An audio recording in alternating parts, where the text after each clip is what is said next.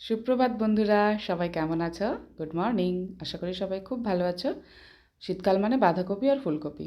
আমার বাড়িতেও চলে এসেছে বাঁধাকপি। আর সেই বাঁধাকপিটাকে আমি ভালো করে ধুয়ে কুচি কুচি করে কেটে নিলাম। এখানে দেখো সেদ্ধ আলু দিয়েছি। আর কি কি দিয়েছি তোমাদেরকে বলে দিচ্ছি, দেখাতে সেটা ভুলে গেছি।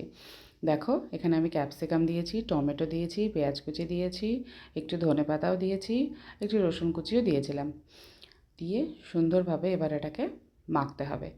যেহেতু মানে কি বলবো, এখন তো সবজির সিজন না, খুব ভালো লাগে কিন্তু যে কোনো সবজি দিয়ে এরকম ধনেপাতা দিয়ে করতে। একটু টমেটো ক্যাপসিকাম দিলে স্বাদটা অন্যরকম চলে আসে, সেই জন্য। এবার নুন আর একটু হলুদ দিচ্ছি। দিয়ে যেহেতু আলু দিয়েছি না, বাইন্ডিংটা কিন্তু খুব সুন্দর হবে। আর একটু বেসন দিতে পারো। তো এটাকে আমি ভালোভাবে একটু মেখে নিলাম। এই 2 চামচ মতো বেসন দিয়েছি। দিয়ে ব্যাস, আলুর জন্য বেশি বেসনের আমার দরকার পড়েনি। তোমরা যদি কেউ মনে করো যে না, আলু দেবো না, শুধু বেসন দিয়ে, সেটাও করতে পারো, কিন্তু আলু দিলে বেসনটা খুব সামান্য লাগে। দিয়ে দেখো সুন্দর করে মেখে নিচ্ছি। এরকম যে কোনো কিছু মানে সবজি দিয়ে মেখে যা কিছু করো না কেন, ডিপ ফ্রাই বলো, লাইট ফ্রাই বলো, বা কোপ্তার মতো এ করে বলো, যেভাবে খুশি বলো, করো তো খুব ভালো লাগবে। বেসন দিয়ে মাখার পর মনে হচ্ছে যে আরেকটু বাইন্ডিংয়ের জন্য কিছু দিলে ভালো হতো, তো আমি এখানে দেখো এই 2 চামচ মতো কর্নফ্লাওয়ার দিয়ে দিয়েছি।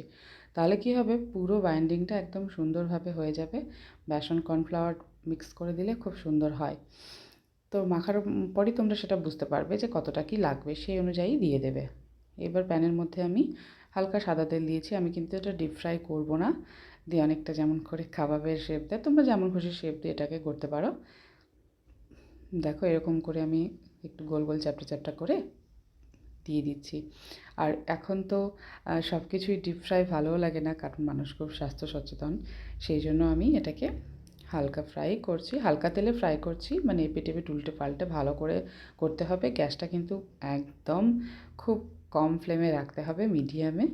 প্রথমে মানে তেলটা যখন গরম হয়ে যাবে, তারপরে গ্যাসটাকে কমিয়ে দিয়ে দেবে। না হলে ওটা একদম পুড়ে যেতে পারে। যেহেতু এটা আমরা কাবাব স্টাইলে যদি বলো তো করছি, সেই জন্য খুব সামান্য তেল দিয়ে হালকা হাতে একটু উল্টে পাল্টে দেবো। একবার উল্টানো হয়ে গেলেই আর কোনো সমস্যা হবে না। তো এরকম এই দেখো একবার উল্টে দিয়েছি আস্তে আস্তে, তারপরে সেট হয়ে যাবে। প্রথমবার উল্টোতে একটু ইয়ে হয়।